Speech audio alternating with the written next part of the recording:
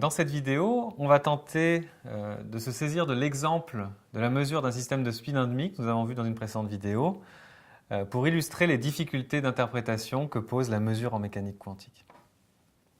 Donc la mesure d'un spin 1,5 que l'on voit représenté ici sur cette image, c'est en fait l'un des systèmes les plus simples qui permet d'illustrer les difficultés que pose la mesure en mécanique quantique. Donc par exemple, si à l'entrée de l'appareil, on introduit une superposition des états propres, par exemple un état de spin qui est bien défini dans la base Y et qui est donc une superposition dans la base Z, eh bien on sait qu'on va obtenir un résultat aléatoire, le résultat spin-up dans la direction Z avec une probabilité 1,5 et spin-down avec une probabilité 1,5. Alors pour essayer de mieux comprendre ce qui se passe pendant une telle mesure, eh bien on va tenter de traiter complètement le problème de l'interaction entre le spin et le champ magnétique généré par l'appareil de Stern-Gerlach.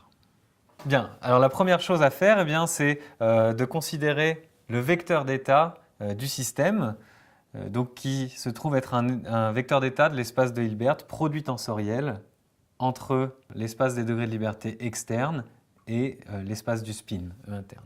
On verra plus en détail ce que signifie cette notation, mais pour l'instant, retenez simplement que si on a une base de l'état de spin, par exemple ici plus z et moins z, eh bien on peut écrire un état quelconque de cet espace produit tensoriel sous la forme un état psi plus de l'état E externe multiplié par le premier état de base plus un état psi moins tensoriel, le deuxième état de base. Alors qu'est-ce que sont ces états psi plus et psi moins de l'espace des degrés de liberté externe? Eh bien ce sont des fonctions d'onde. Donc on peut représenter ce vecteur d'état sous forme d'un vecteur colonne, psi plus de R et psi moins de R, donc deux fonctions d'onde. On appelle ceci un spinner également. Alors quelle est l'interprétation physique de ces fonctions d'onde psi plus et psi moins? Eh bien, ce sont tout simplement des fonctions d'onde qui vont donner la probabilité de présence de la particule dans l'état spin-up ou dans l'état spin-down à la position R. De plus, on peut écrire le hamiltonien de la particule dans un champ magnétique. Donc la partie énergie cinétique va être la même pour les deux composantes de spin.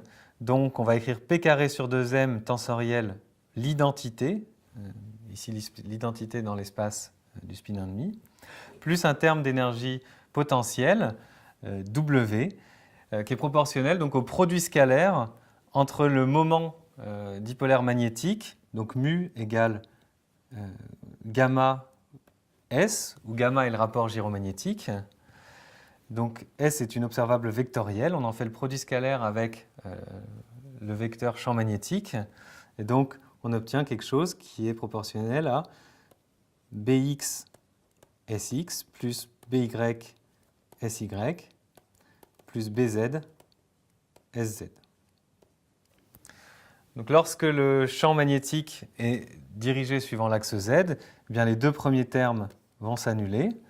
Et donc on a une expression qui est une matrice diagonale proportionnelle à Sz, à la matrice de Pauli sigma Z, pour cet opérateur W. On peut alors écrire l'équation de Schrödinger qui va, comme toutes ces matrices sont diagonales, eh bien, s'exprimer sous forme de deux équations indépendantes pour les fonctions d'onde psi plus et psi moins. Donc on retrouve ici le terme d'énergie cinétique qui est commun à l'évolution des deux fonctions d'onde. Par contre, le signe du terme d'énergie potentielle ici est inversé pour la fonction d'onde associée au spin-up et la fonction d'onde associée au spin-down. Donc ce que ça signifie, c'est que si on place maintenant un gradient de champ magnétique, eh bien, la partie de la fonction d'onde qui code pour le spin-up va ressentir une force qui est dirigée vers le haut, tandis que la partie psi- va ressentir une force dirigée vers le bas. Alors, on va considérer l'état de départ, donc une superposition des états plus et moins z, et au départ de l'expérience, eh bien, les deux fonctions d'onde psi plus et psi- sont parfaitement superposées, de telle sorte qu'on va pouvoir factoriser l'état de la fonction d'onde ici. On parle ici d'un état séparable. Donc on fait passer la particule dans l'entrefer de l'aimant, et donc sous l'effet de ces forces de sens opposés, les deux fonctions d'onde vont s'écarter jusqu'à ce qu'elles aient un recouvrement non nul. Et si on veut écrire l'état de la particule à ce deuxième point, eh bien, on ne peut plus cette fois factoriser la fonction d'onde. On est obligé de garder l'état complet sous la forme d'une somme d'un état de l'espace des fonctions d'onde multiplié par spin plus un état des fonctions d'onde différents multiplié par spin moins. C'est un état qu'on va dire non séparable ou encore un état intriqué. À ce stade, l'évolution est parfaitement réversible. Par exemple, si j'applique un gradient de champ magnétique dans la direction opposée, eh bien, je vais pouvoir recombiner les deux fonctions d'onde pour retrouver l'état de départ. Par contre, c'est uniquement lorsqu'on va venir mesurer la position de la particule, eh bien, que l'on va devoir appliquer le postulat de projection. Ainsi, même si on n'utilise pas un écran qui aurait pour effet de détruire immédiatement l'état de la particule, mais par exemple qu'on mesure la position avec un laser, comme c'est représenté ici, eh bien, cette évolution est irréversible. On exclut la partie de la fonction d'onde qui correspond à la position qui n'a pas été détectée. Donc, par exemple, on va obtenir l'état psi plus tensoriel plus avec une probabilité 1,5 et l'état psi moins tensoriel moins avec une probabilité 1,5. Cette partie de l'évolution, qu'on appelle la projection du paquet d'ondes, est irréversible et elle ne peut pas être décrite par l'équation de Schrödinger. Donc cette partie de l'évolution, qu'on appelle projection du paquet d'ondes ou encore réduction du paquet d'ondes, est une évolution irréversible qui a lieu sous l'effet de la fuite d'informations du système vers l'observateur ici, et elle ne peut pas être décrite par une équation de Schrödinger. Alors cette réduction du paquet d'ondes pose beaucoup de problèmes d'interprétation et elle en a posé pendant près d'un siècle et elle continue de nourrir des discussions extrêmement importantes dans la communauté. Que signifie ce postulat de projection? Pourquoi est-ce qu'on ne peut pas décrire l'observateur et l'appareil de mesure par l'équation de Schrödinger habituelle? Et donc la réponse la plus communément admise correspond à l'interprétation de Copenhague, qu'on pourrait résumer ainsi. On ne peut pas faire de physique sans faire interagir à un moment ou à un autre le système avec un appareil de mesure. Et c'est un postulat. Les appareils de mesure donnent des résultats qui sont parfaitement descriptibles en termes classiques. Ainsi, dans l'interprétation de Copenhague, la fonction d'onde n'est qu'un intermédiaire de calcul qui est utile pour obtenir les probabilités des résultats de mesure. Alors cette interprétation est un petit peu décevante parce qu'elle refuse a priori une description exclusivement quantique du système et des observateurs basés exclusivement sur la mécanique quantique. Une interprétation alternative qui a été proposée par Everett dans les années 50 consiste cette fois-ci à inclure l'observateur dans la description du système.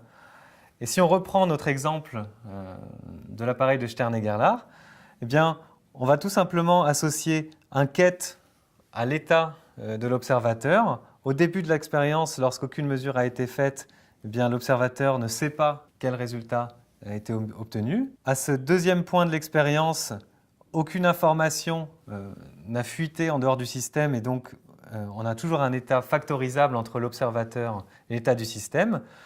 Par contre, dès que le laser a mesuré la position de la particule et que l'observateur a détecté cet état, eh bien, on aboutit à un état intriqué entre le système et l'observateur, donc un état dans lequel on a trouvé la particule dans l'état spin-up et l'observateur a constaté ce résultat et en est conscient, et un état dans lequel la particule a été détectée dans l'état spin- et l'observateur a constaté cela. Alors en fait, cette interprétation donne quelque peu le tournis parce que à chaque mesure quantique, ça signifie que l'univers se sépare en plusieurs branches, certaines branches dans lesquelles un résultat a été observé, une autre branche dans laquelle l'autre résultat a été observé. Et ainsi, au cours du temps, l'univers se sépare en des quantités inimaginables de branches et les observateurs n'existent que dans l'une de ces branches. Alors comme on le voit, quel que soit le point de vue que l'on prenne, ces interprétations ne sont pas pleinement satisfaisantes et dans la suite de ces vidéos, eh bien, on ne se posera plus tellement la question de l'interprétation. on se contentera d'appliquer les postulats de la mécanique quantique.